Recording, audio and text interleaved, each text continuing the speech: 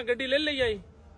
हाँ जी हाँ जी बयाना दे छड़िया है हाँ जी मैं थोड़ी ऑनर कीती है हाँ जी रुपया 20,000 छुड़ा के दिता बिल्कुल छुड़ा है यार नहीं देना ना करो ना साडी वारी ते आई है ते तुसी लम्मे पै गए हो हो गया ऐसा वे नहीं होना ਤੁਹਾਡੇ ਕੋਲ ਸਾਨੂੰ ਸਮਝ ਆ ਗਈ ਆ ਪੈਸੇ ਫੜੋ ਖਲੋ ਜਾਓ ਆ ਪੈਸੇ ਤੇ ਫੜੋ ਨੈਕ ਨੂੰ ਫੜਾਓ ਉਹ ਭਾਜੀ ਨੈਕ ਤੁਸੀਂ ਸਾਡੇ ਨੈਕ ਹੋ ਜਾਓ 10,000 ਰੁਪਇਆ ਨਹੀਂ ਨਾ ਤੁਸੀਂ ਦੇ ਛੜਿਆ ਸੀ ਉਹਦੇ ਕੋਲ 15 ਲੈ ਲਾਂ ਜਾਓ ਜਾ ਕੇ ਗੱਡੀ ਠੀਕ ਹੈ ਯਾਰ 5,000 ਰੁਪਇਆ ਛੱਡ ਕਿੰਨੇ ਦੀ ਗੱਡੀ ਹੋਈ ਏ साढ़े दी हुई ਕਿੰਨੇ ਦੀ